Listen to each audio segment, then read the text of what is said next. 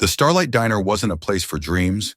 It was a place where dreams went to die, one greasy plate at a time. It smelled of things ending, the last dregs of burnt coffee in the pot, the final sizzle of bacon on the griddle, the faint, chemical ghost of bleach that never quite conquered the grime. For Amelia Russo, known to everyone as Mia, the Starlight was both her cage and her lifeboat. At 24, her life was a ledger sheet written entirely in red ink, a relentless tally of debts that grew while she slept. Her own dream, a small, sunlit bistro named Elena's Table, filled with the scent of garlic and fresh basil from her grandmother's recipes, was a faded photograph in her mind. Reality was the art of balancing 3 plates on one arm, of smiling when a customer called her sweetheart with a leering gaze, of praying the tips from this shift would cover the copay for her grandmother's medication. Nonna Elena was the sun, moon, and stars of Mia's universe. Raised by the formidable Italian woman after her parents' death, Mia's world revolved around her. But now that world was slowly, cruelly dimming. Alzheimer's was stealing Elena, piece by piece, memory by memory. The woman who had taught her to roll gnocchi and read Dante now sometimes looked at her with the vacant, fearful eyes of a stranger. The cost of her memory care facility, a place called Meadowbrook Gardens, was a relentless monster, devouring every dollar Mia earned and then some. So Mia worked. She took the double shifts no one else wanted. She covered holidays. She served lukewarm coffee and rubbery eggs with a smile that felt like a crack in her own foundation, while the weight of it all pressed down, threatening to shatter her. This Tuesday was a particularly bleak shade of gray. The morning rush had been a storm of grumpy construction workers and caffeine-addicted office clerks. Now in the quiet desolation of mid-afternoon, the diner was nearly empty. Mia leaned against the worn Formica counter, her feet a dull, throbbing ache inside her cheap sneakers, rereading the email from Meadowbrook on her phone. Final notice, account delinquent. Payment of $3,150 required within 72 hours to avoid transfer proceedings. Transfer proceedings. They made it sound so sterile, like moving a file from one cabinet to another. They meant they would send her Nona to a state-funded facility, a place Mia had visited once and still had nightmares about. The smell of despair and antiseptic, the rows of vacant faces staring at a television that was always on and that no one was watching. "Get your head out of the clouds, Russo," Mia jolted, shoving her phone into her apron pocket. Rick, the diner owner's son, was leaning against the milkshake machine, a smug smirk plastered on his face. He was a man who had been born on third base and thought he'd hit a triple. He ran the diner on his father's dime, treating the staff like his personal servants and skimming from the till when he thought no one was looking. "Just checking the time," Mia mumbled, a reflexive lie. "Right. Time is money, sweetheart, and you're not making me any by daydreaming." He nodded towards the front door with his chin. "Customer, try to look alive." An old man stood framed in the doorway, hesitating as if seeking permission to enter. He seemed to be made of mismatched parts from a bygone era, a tweed overcoat with leather patches worn smooth at the elbows, trousers that were a little too short, and a faded newsboy cap clutched in his gnarled hands. He was thin, almost bird-like, and his face was a tapestry of wrinkles. But it was his eyes that held Mia's attention. They were a startling, pale shade of blue, clouded over with age but possessing a deep, unnerving stillness. They swept over the empty diner with a weariness that felt ancient. He shuffled to a stool at the far end of the counter, moving with the careful, deliberate slowness of someone for whom every step was a negotiation with pain. Mia grabbed a menu and a glass of water, her professional smile clicking into place. "Welcome to the Starlight. What can I get for you today?" The old man blinked, his pale eyes focusing on her as if from a great distance. "Coffee," he rasped, his voice a dry whisper, like stones scraping together. "Just coffee. Black." Mia poured the steaming, dark liquid into a thick ceramic mug. He wrapped his hands around it, not to drink, but as if to absorb its warmth directly into his bones. He ignored the menu, his gaze lost in the black vortex of the coffee. Mia went about her side work, refilling ketchup bottles, wiping down sticky salt shakers, but she was acutely aware of him. He was a silent island in the sea of her chaotic afternoon. He sat for over an hour, taking only occasional measured sips. He didn't read the paper or look at his phone. He just watched. She felt his gaze on her as she dealt with a difficult customer who insisted his toast was the wrong shade of brown. She felt it as she patiently explained the daily specials to an elderly woman who was hard of hearing. She felt it as Rick berated her for using too many napkins to clean up a spilled soda. The old man's stare wasn't judgmental or curious. It was analytical, like a jeweler examining a stone for flaws. It was unnerving. Finally, he drained the last of his coffee and motioned for the check. Mia placed it beside his elbow. $1.75. He began a slow, methodical search of his coat pockets. The search grew more frantic. He patted his trousers, a flicker of panic in his pale eyes. His brow furrowed, and a faint flush of red crept up his wrinkled neck. "Is everything all right, sir?" Mia asked softly. He looked up, his expression a mask of profound embarrassment. It seems I've left my wallet at home. How foolish. I was certain I had a few dollars with me." His voice, already thin, cracked under the weight of his humiliation. "I can come back, I swear. I don't live far." From the grill, Rick let out a loud, derisive snort. "Yeah, that's what they all say. Don't live far. Next he'll tell you he's a secret prince." Mia shot Rick a look that could have curdled milk before turning back to the man. She saw the deep shame in his eyes, the way his frail shoulders slumped in defeat. In his small, acute humiliation, she saw a terrifying reflection of her own constant, grinding fear. The fear of not having enough, of being one misstep away from total collapse. Her own problems were a tidal wave, but this man's shame was a sharp, piercing stone in her shoe. "Don't you worry about it," she said, her voice dropping to a conspiratorial whisper. She picked up the check.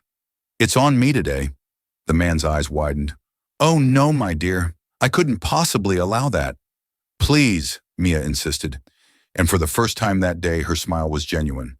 It didn't feel like a mask. It felt like a small act of rebellion.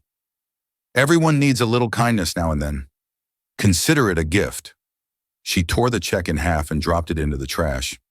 She walked to the register, pulled 2 crumpled dollar bills from her own tip jar, money earmarked for that afternoon's bus fare, and rang up the sale. The old man watched her, the panic in his eyes replaced by that same quiet, intense scrutiny. He studied her for a long, silent moment, as if committing her face to memory. "Thank you," he finally said, his voice thick with an emotion she couldn't name. "Thank you. You are a truly decent person."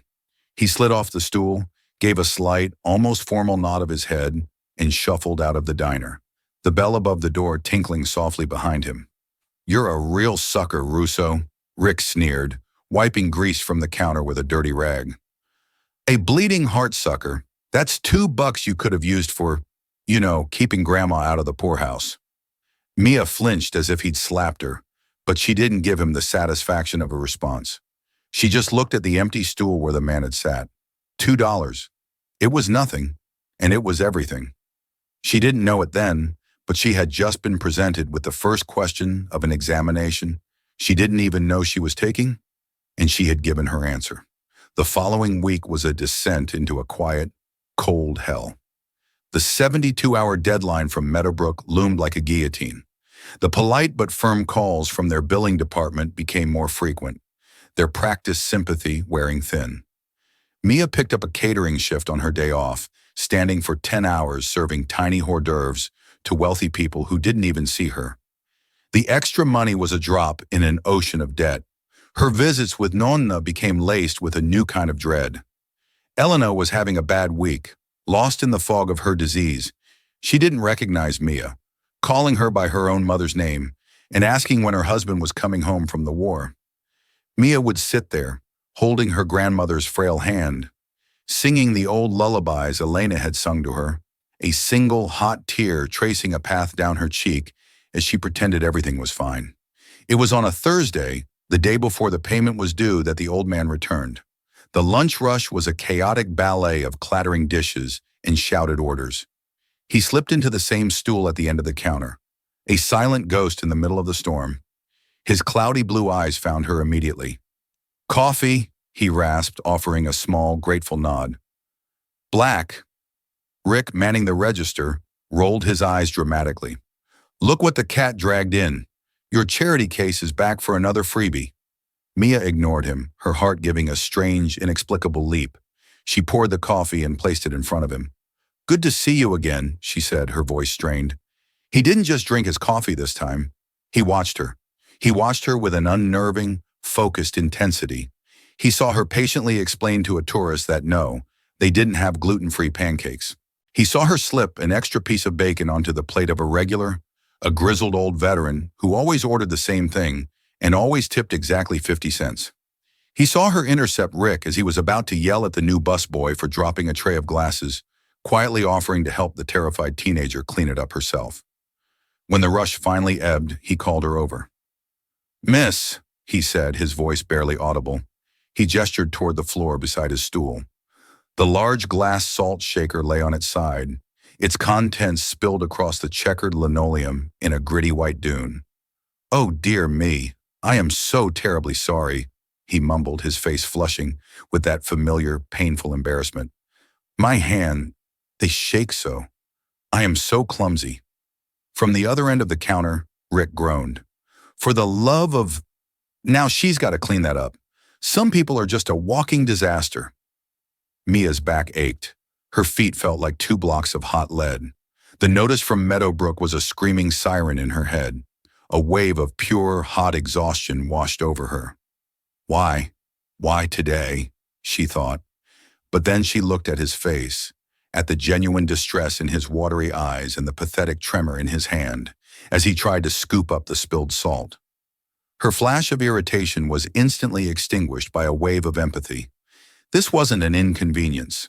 It was the quiet indignity of aging, of a body that no longer obeyed. Please don't give it a second thought, she said, her voice softening. It's just salt. No harm done. She got a broom and dustpan from the back. As she knelt on the floor, sweeping the gritty crystals, she could feel his eyes on her, that same penetrating, analytical stare. It was as if he wasn't watching her clean. He was watching her soul. When she stood up, brushing the dust from her apron, he cleared his throat. I must insist on paying for my coffee today, and for the salt. He reached into his coat pocket and pulled out a small, worn leather coin purse. He painstakingly tipped its contents onto the counter. A collection of nickels, dimes, and pennies. He counted them with a trembling finger. $1.12. It is all I have, he said, not meeting her eyes. I will bring the rest tomorrow. I promise. The coffee was $1.75. The salt was nothing, but Rick would probably try to dock it from her pay. She could feel Rick's smug gaze burning into her back. This was her chance. Tell the old freeloader to get lost. Tell him not to come back until he could pay his way. It was the smart thing to do. The only thing to do when she was 24 hours from her entire world collapsing. Mia looked at the sad little pile of coins. She looked at the man's frayed collar. She thought of her Nona's vacant eyes. Every survival instinct she possessed screamed at her to take the money and tell him off. Instead, she gently pushed the coins back towards him. You keep that, she said quietly. You might need it for something. She turned to the register, pulled her own wallet from her purse beneath the counter, and paid the $1.75 herself. This time, the old man didn't just thank her. He looked at her, his cloudy eyes seeming to clear for a moment, revealing a startling, sharp intelligence. Why? He asked, his voice suddenly stronger, the rasp gone. The question caught her off guard. Why what? Why do you do that? He pressed, his gaze unwavering. This is not your diner. You work for tips. You cannot possibly afford to be this generous. It wasn't a question, it was a diagnosis. The words tumbled out of her before she could stop them, a truth she hadn't spoken aloud in years. My Nona always said, she said you don't measure a person's wealth by what they keep for themselves, but by what they're willing to give to someone else. Her voice hitched. And sometimes kindness is the only thing we have left to give. The man's expression softened into something unreadable. He gave a slow, deliberate nod, as if she had just confirmed a complex theory he had been testing. He stood, put on his cap, and walked out without another word. As the door tinkled shut, Rick sauntered over. I cannot believe you. You are a certified grade A idiot, Russo. He's playing you for a fool. Mark my words. He'll be back tomorrow with some sob story about needing money for his sick cat. Mia didn't answer. She wiped the counter where the coins had been. She didn't feel like an idiot. She felt hollow. She had acted against all logic, all reason. It was reckless and foolish. And as she walked home that night to her empty apartment, the final notice from Meadowbrook felt like a death sentence. Kindness didn't pay the bills and her time had just run out. The final day arrived not with a bang, but with the suffocating silence of absolute dread. Mia woke up with the certain, cold knowledge of failure. She had called everyone she knew, old school friends, distant cousins. Everyone had their own struggles. No one had $3,150 to spare. She spent the morning on the phone with the administrator at Meadowbrook, pleading, begging for an extension, an installment plan, anything. The woman's voice was a wall of polite, bureaucratic indifference. Policy was policy. Payment was due by 5 p.m. She dragged herself to the diner for the lunch shift, moving like a ghost through a world that had lost its color. Every plate she carried felt like it weighed 1,000 pounds. Every customer's request felt like a personal attack. She was just going through the motions, her mind a million miles away, rehearsing the conversation she would have to have with the state social worker.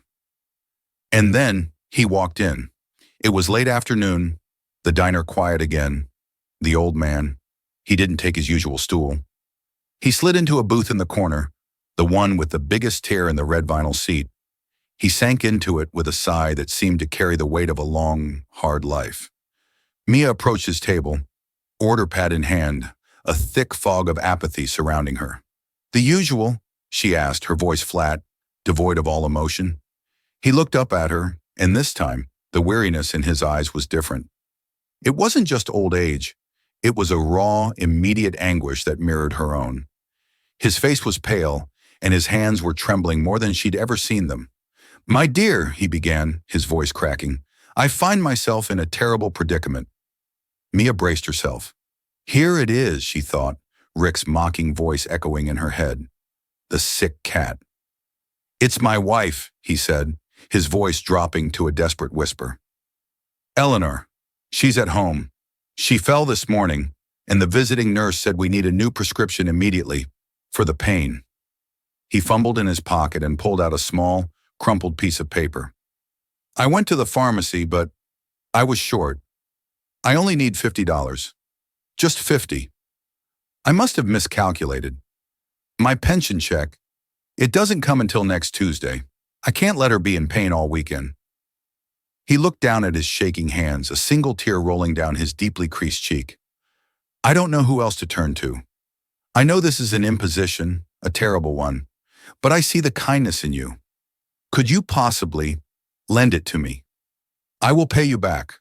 I swear on her life, I will be here Tuesday morning with every single cent. $50.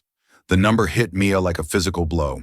In her purse, tucked into a secret compartment in her wallet, were two $20 bills and a 10. It was the money she had set aside for a deposit on a storage unit.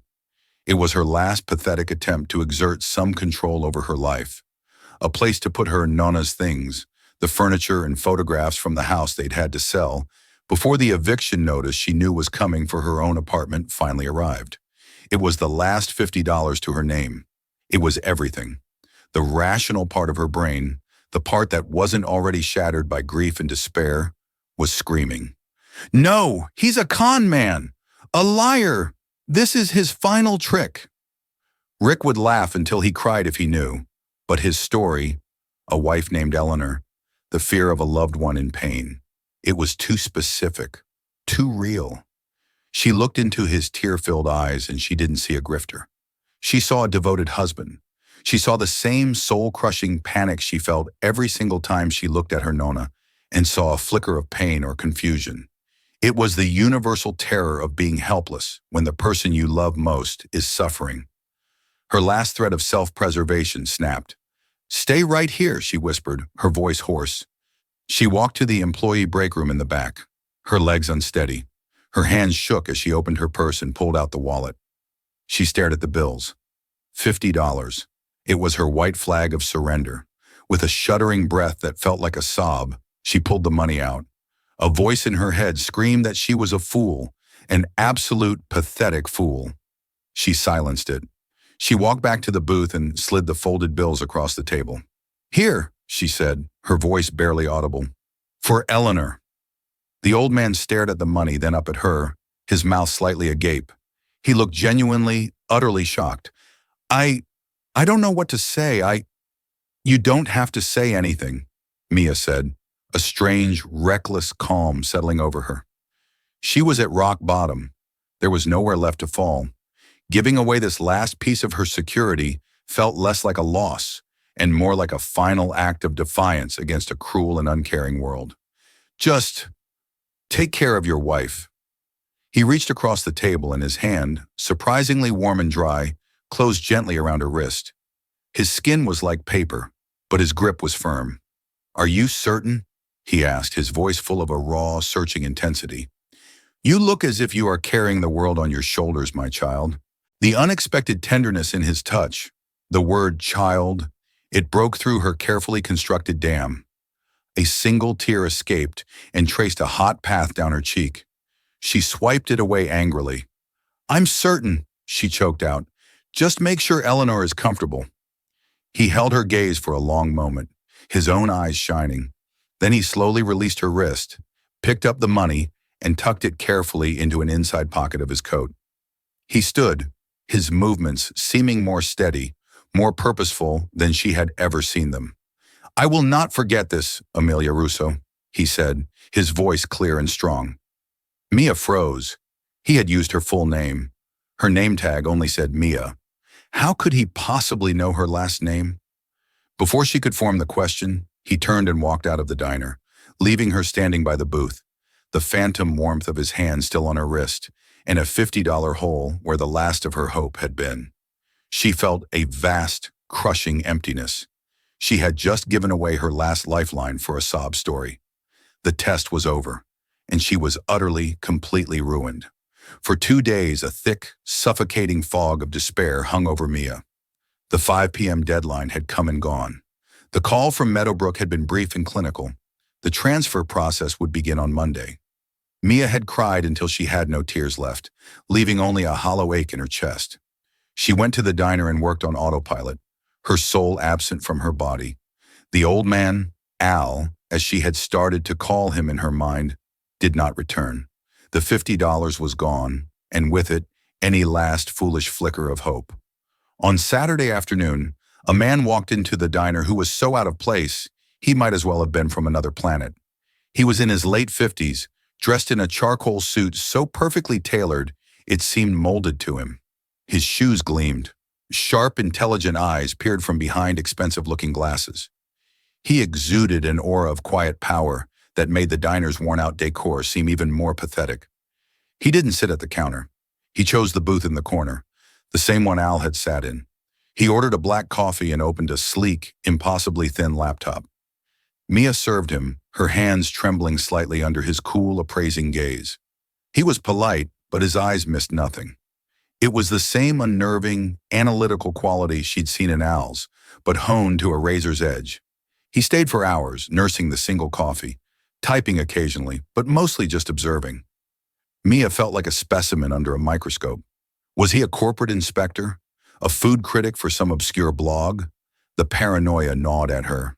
Around 4 o'clock, just as she was mentally preparing to go home and pack her Nona's belongings into cardboard boxes, the man closed his laptop. He beckoned her over. "Miss Russo?" he asked, his voice a deep, resonant baritone. Her blood went cold. He knew her full name, too. "Yes?" He slid a heavy, cream-colored business card across the table. "My employer would like to invite you and your friend, the gentleman you assisted the other day, to dinner this evening, as a gesture of gratitude from a patron who admires your character." Mia stared at the card. The lettering was elegantly embossed. Marcus Davies, Escorner Personal Counsel to Mr. J. Croft. Below it was an address. "Aurelia," she read aloud, her voice a whisper. It was the most exclusive, astronomically expensive restaurant in the city. Getting a reservation took months, sometimes years. I, I don't understand, she stammered. Who is Mr. Croft? All will be explained at dinner, Davies said smoothly. A car will be waiting for you outside your apartment at 7. Please extend the invitation to your friend. We have an address for him. Mr. Croft would be most pleased if you could persuade him to attend. His eyes held a meaning she couldn't quite decipher. It is important. Before she could object, he placed $100 bill on the table for the coffee and was gone. Mia's mind was a whirlwind. A secret admirer? A bizarre prank? And how was she supposed to find Al? She only knew he didn't live far. But Davies had said, "We have an address for him." This was planned, all of it. Driven by a strange, desperate curiosity, she went to the address Davies had given her for Al, a rundown boarding house a few blocks away. She found him in a small, bare room, sitting on the edge of a sagging mattress. He looked shocked to see her. When she explained the bizarre invitation, he refused. "Oh no, my dear. A place like that? They would never let someone like me through the door. I would only embarrass you." "Please," Mia begged, the word tasting of ash in her mouth. "Something strange is happening and I don't want to go alone. After everything, please just come with me." Perhaps it was the desperation in her voice, but he finally reluctantly agreed. At 7 o'clock, a Blacktown car, silent as a shadow, was waiting outside her building. It drove them downtown to a part of the city Mia only ever saw in magazines. Aurelia was a fortress of quiet elegance. A doorman in a top hat opened their door. The maitre d', a man who looked like he was born in a tuxedo, gave them a look of pure, unadulterated disdain. Al, in his threadbare coat, and Mia, in her one good black dress that she'd owned since her high school graduation, were so utterly out of place it was physically painful. "Reservation for Croft," Mia said, her voice barely a squeak. The maitre d's sneer vanished, replaced by a mask of horrified professionalism. Of course, mademoiselle. Right this way." He led them to the best table in the house, a secluded booth with a sweeping view of the city lights. The room was a symphony of hushed conversations, clinking crystal, and the soft strains of a string quartet. Every person was impeccably dressed, dripping with wealth and privilege. And sitting at a table not 20 feet away and trying to impress a glamorous woman with a surgically perfect face was Rick. His eyes met Mia's across the room. A slow, malicious grin spread across his face. He had found her, a fly in his expensive ointment, and he was going to enjoy pulling off the wings. They ordered water, unable to even comprehend the menu, where a single steak cost more than Mia's weekly salary. Al looked small and terrified, his hands trembling in his lap. Rick chose his moment. He stood up, a glass of red wine in his hand, and sauntered over to their table. "Well, well, well," he said, his voice loud enough to make several nearby tables turn and look. "Russo, I didn't know the Starlight gave out such generous bonuses. Or did you finally land yourself a rich old sugar daddy?" He leered at Al. "Though you could have aimed a little higher, sweetheart. This one looks like he's about to kick the bucket." Mia felt the blood drain from her face. "Rick, please, go away." "What's the matter? Ashamed of your date?" he sneered. "Can't say I blame you. What's a bum like this doing in a place like Aurelia anyway? Did you sneak in through the kitchen?" He leaned in closer, his breath sour with wine. "Let me give you a tip, old man. People like you don't belong here. You're dirtying the place up with your poverty." He punctuated the sentence by accidentally stumbling, sloshing the deep red wine all over the front of Al's worn tweed coat. Gasps rippled through the nearby tables. The maitre d' started rushing over, his face a thundercloud. Al just sat there, stunned, a dark stain spreading across his chest like a wound. And in that moment, something inside Mia, something that had been beaten down and worn away by debt and despair, finally broke. But it didn't break in surrender. It broke in fury. She stood up slowly, her movements deliberate, her eyes locking onto Rick's. The fear, the humiliation, the apathy, it was all gone, burned away by a white-hot, protective rage. "Pick up your glass, Rick," she said, her voice quiet, but carrying a cold, sharp authority that made him blink. "What did you say to me?" "You heard me," Mia continued, her voice never rising but cutting through the silence. "You come over here. acting like you're the king of the world in your shiny polyester blend suit that you probably bought on clearance.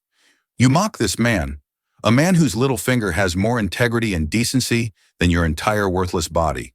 She took a step closer. You talk about poverty as if it's a disease. Let me tell you what a disease is. It's the rotten, black soul of a person who gets pleasure from humiliating others. It's the emptiness of someone who has been given everything and is worth nothing. She glanced at his date, who was staring, horrified. He probably told you his father owns a restaurant. He doesn't. His father owns a diner. And this sad, pathetic excuse for a man spends his days stealing from the register and tormenting the people who actually do the work. She turned her gaze back to Rick, whose face had gone from smug to beetroot red. This man, she said, placing a protective hand on Al's shoulder, is my guest. He is a good and kind person, and you are not fit to wipe the dirt from his shoes. Now you are going to apologize to him, and then you are going to get out of my sight before I cause a scene that will make this little performance of yours look like a church picnic. The entire restaurant was dead silent. Every eye was on them. Rick, for the first time in his life, was speechless, utterly dismantled by a waitress he thought he could crush under his heel. But before he could stammer a reply, the maitre d' arrived at the table, flanked by two imposing security guards. He didn't look at Mia or Rick. He looked at Al, and he bowed. "Mr. Croft, sir," the maitre d' whispered, his voice trembling with terror. "My deepest, most sincere apologies for this disturbance. We will remove this person immediately." A collective audible gasp went through the room. The name Croft echoed in the silence. Rick's face went from red to a ghostly, corpse-like white. He looked from the maitre d' to the shabby old man, his brain refusing to process what was happening. The old man, Al, slowly stood up. He seemed to grow in stature, the frailness falling away from him like a discarded cloak. He looked at Rick, and his pale blue eyes were no longer cloudy or weary. They were clear, sharp, and as cold and hard as diamonds.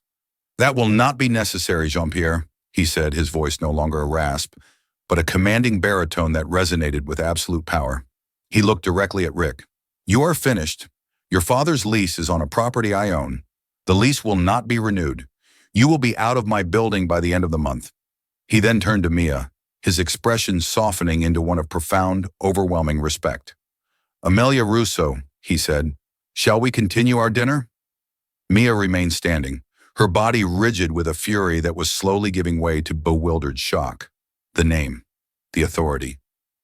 The world tilted on its axis, spinning with the violent, nauseating lurch of a carnival ride gone haywire. One moment, Mia was a warrior, fueled by righteous fury, defending the honor of a helpless old man. The next, that old man was Julian Croft, a name that carried the gravitational pull of a dying star. And she was adrift in a universe whose laws of physics she no longer understood. The air in the opulent restaurant grew thin, each molecule of oxygen suddenly too precious for her constricted lungs. Jean-Pierre and his security detail had vaporized Rick and his mortified date with the silent, terrifying efficiency of a black hole consuming light. The ripple of shocked whispers through the dining room slowly subsided, replaced by a tense, electric curiosity. Every eye was on their table, every diner suddenly a spectator at the strangest, most exclusive theater in town. Julian Croft, Al, sank back into the plush velvet of the booth. The transformation was absolute. The stoop in his shoulders was gone, replaced by an innate, unshakable posture of command. The cloudy film over his pale blue eyes had burned away, revealing an intelligence as sharp and cold as a shard of ice. He was no longer a man made of mismatched parts. He was a monolith, carved from granite and ambition. And Mia hated him. A tidal wave of betrayal, so potent it felt like acid in her throat, washed over her, extinguishing the embers of her rage against Rick. That rage had been clean, simple. This was a tangled, thorny thicket of emotions. The kindness she had offered, the sacrifices she had made, the $2 from her tip jar, the price of a coffee paid from her own wallet, the final, soul-crushing $50 that represented the death of her last hope, had not been acts of pure empathy. They had been data points, line items in a cruel, clandestine audit of her soul, conducted by a man who could have ended her suffering with a flick of his pen at any moment. She had been a lab rat, and the maze had been her desperation. A waiter, moving with the preternatural grace of someone terrified for his job, appeared and began to fill their table with an impossible array of dishes: seared scallops, glistening steaks, delicate towers of vegetables.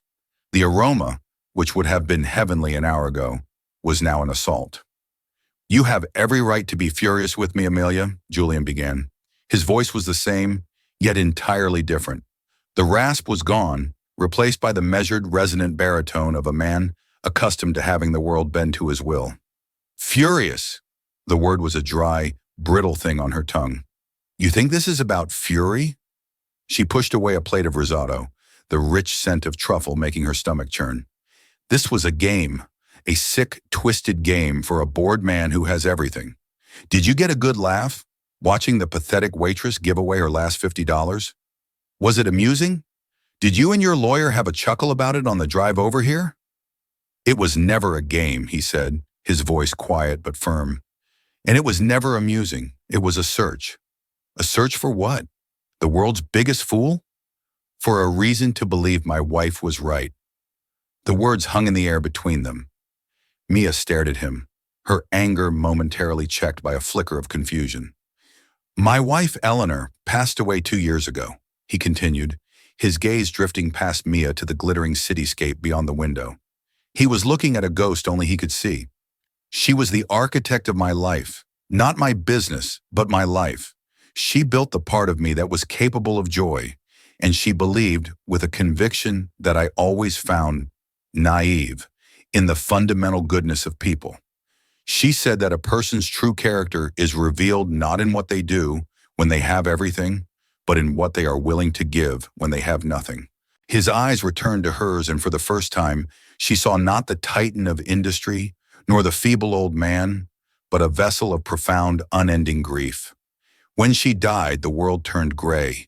Every interaction became a transaction. Every person who approached me wanted something: my money, my influence, my name. The world Eleanor believed in seemed to have died with her. I became bitter, cynical. I started to believe that compassion was a myth, a luxury for those who could afford it, and I hated myself for it. He leaned forward slightly, his intensity a physical force. "So I devised this test, this pilgrimage into the world as it is.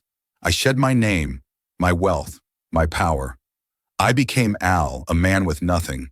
I wanted to be proven right. I wanted someone to sneer at me, to push me away, to tell me to get a job. It would have been a relief in a way. It would have validated my grief, confirmed that the world was as ugly as it now felt. For months, that is exactly what I found: indifference, contempt, pity, which is worse than either." Then I walked into the Starlight Diner. He paused, letting the memory settle. "You were exhausted. You were carrying a weight that would have crushed most people. I saw it on your face. And yet, you bought me a coffee.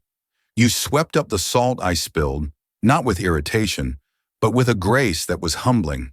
And then, the $50. A shadow of deep shame crossed his features. "That was my final, cruelest question. I had Mr. Davies investigate you. Forgive the intrusion, but I had to know the stakes. I knew about your nonna. I knew about Meadowbrook Gardens. I knew the deadline was 5 p.m. that day. I knew that $50 was the last plank of wood you had to cling to in a hurricane. I sat there, and I asked you to set it on fire for a stranger. A part of me, the ugly, grieving part, was screaming for you to say no, to tell me to get lost, to prove me right." He looked down at his hands, which were now perfectly still on the white tablecloth. "But you didn't. You gave it away. In your darkest hour, you chose to light a candle for someone else. You didn't just prove my cynicism wrong, Amelia. You laid a wreath on its grave. You proved that Eleanor's world still exists." The anger in Mia's chest hadn't vanished, but it was now complicated by a painful, burgeoning understanding. She was still a pawn in his story, but the story was not one of sport, it was one of mourning. He slid a thick, leather-bound portfolio across the table. It landed with a soft, expensive thud. This was never just about finding a kind person. It was about finding a custodian for a legacy. Mia looked at the portfolio, then back at him, her expression blank with incomprehension. Eleanor's greatest passion was food, Julian said, a warmth entering his voice for the first time. She grew up poor in a small village in Tuscany. For her, food was never just sustenance. It was community, it was love, it was memory. Before she fell ill, she was creating a foundation, the Eleanor Croft Culinary Initiative.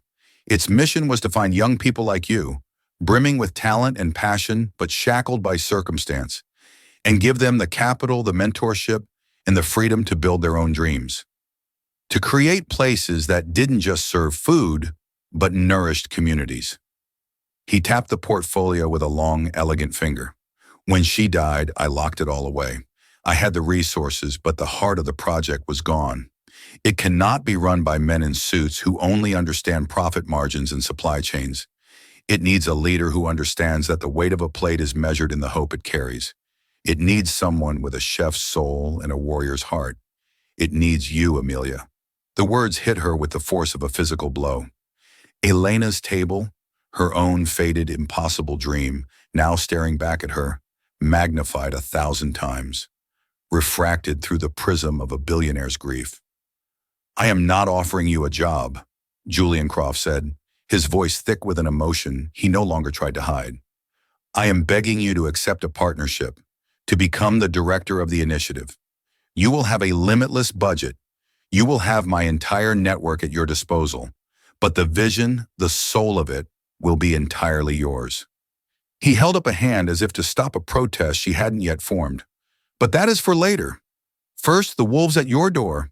He nodded to Marcus Davies, who had materialized at the edge of the table as silently as a ghost. Davies placed a single sheet of heavy cream paper in front of her.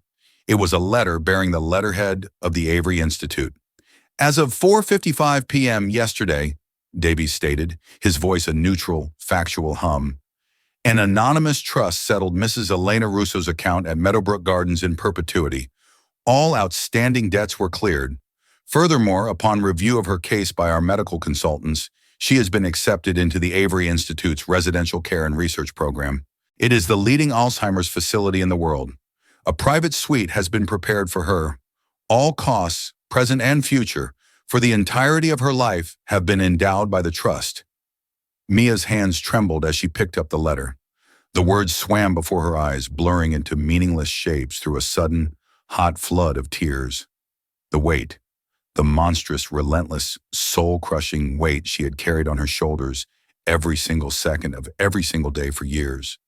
The weight that had shaped her spine and hollowed out her heart. It simply dissolved. It was gone.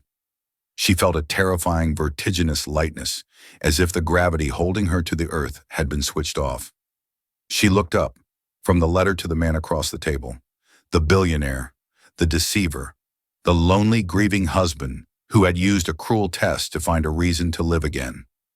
In his eyes, she saw the reflection of her own exhaustion, her own desperation. They were two strangers who had met at rock bottom, even if one of them had a gilded parachute. Taking a deep, shuddering breath that was half sob, half laugh, Mia Russo, former waitress, finally answered the last, unspoken question of her long and brutal examination. Yes, she whispered, the tears now flowing freely, tracing paths of relief down her cheeks. A smile, the first genuine, unburdened smile she could remember, spread across her face. Yes, for Eleanor. The first month was a disorienting fever dream. Mia existed in a state of chronic whiplash, oscillating between the hushed, carpeted corridors of the Croft Holdings Tower and the quiet, sun-drenched halls of the Avery Institute. The latter was her sanctuary. The Institute wasn't a place where dreams went to die. It was a place where dignity was fiercely guarded. Seeing Nonna Elena in a beautiful room overlooking a garden of roses, tended to by nurses who spoke to her not as a patient but as a person, was a balm on Mia's raw, scraped-clean soul. One afternoon, sitting by her grandmother's bedside, Elena, who hadn't recognized her in weeks, suddenly gripped her hand. Her eyes, cloudy with the fog of her illness, cleared for a fleeting, terrifying moment. Amelia, she whispered, her voice a fragile echo of its former strength. You look tired, tesoro mio. Have you been eating? The mundane question, so steeped in a lifetime of love and care, shattered Mia's composure. I'm okay, Nonna, she choked out, squeezing her hand. Everything is okay now. Good, Elena sighed, the light in her eyes already fading. You make the gnocchi. For the people. They are hungry. The clarity was gone, and she drifted back into her own private sea of fragmented memories. Mia sat there for a long time, her grandmother's words echoing in her heart. Make the gnocchi for the people. It was a mission statement. Her first act as director was not to sign a lease or review a budget, but to walk back into the Starlight Diner. The bell above the door tinkled, a sound from a distant lifetime. The place was a tomb. A closed indefinitely sign was taped to the door. She found Rick in the kitchen, sitting on an overturned milk crate, surrounded by half-packed boxes. He looked smaller, deflated, the arrogant swagger stripped from him, leaving behind a hollowed-out man-child. He didn't flinch when he saw her. He just looked weary. Come to watch the ship sink? He asked, his voice flat. I came from my Nana's recipe book, she said, nodding toward a small oil-stained notebook tucked away on a shelf above the prep station. I forgot it. She retrieved the book, its pages filled with Elena's spidery handwriting. As she turned to leave, she paused. She saw the despair in his eyes, the same terror she had felt staring at the eviction notice, and a strange, unwelcome empathy stirred within her. What will you do? She asked. He gave a harsh, humorless laugh. I don't know. My dad won't even talk to me. Mr. Croft didn't just terminate the lease. He called in the business loan my dad co-signed. We're ruined. He finally looked at her, his eyes filled with a bewildered resentment. Why did you help him? That old bum. Why were you ever nice to him? Mia looked at the pathetic man before her and understood. Rick's cruelty wasn't born of strength, but of a deep, abiding fear of his own inadequacy. He had been born on third base, but he was terrified he wasn't good enough to even steal home. Because my Nonna taught me that you don't judge a person's worth by the clothes they wear or the money in their pocket, she said softly. You judge it by how they treat people who can do nothing for them. She didn't offer him money. She didn't offer him a second chance. That wasn't her gift to give. Instead, she offered him the one thing she suspected no one ever had. You were always so afraid of looking weak, Rick, but there's nothing weaker than needing to make someone else feel small to make yourself feel big. I hope you figure that out. She left him there, sitting amongst the ruins of his father's diner, the smell of old grease and failure thick in the air. Forgiveness was a complex, tangled thing, but understanding, she realized, could be a clean, sharp blade. It cut the cord and it set you free. Building the initiative was like learning to breathe underwater. Julian was not a gentle mentor. He threw her into the deep end of his corporate world, a realm of EBITDA, leveraged financing, and ruthless negotiation. He forced her to defend every decision, to quantify her compassion, to translate her vision into the unforgiving language of spreadsheets. The heart is the engine, Amelia, he told her during one brutal budget meeting after he'd slashed her proposed salary budget for their first restaurant staff.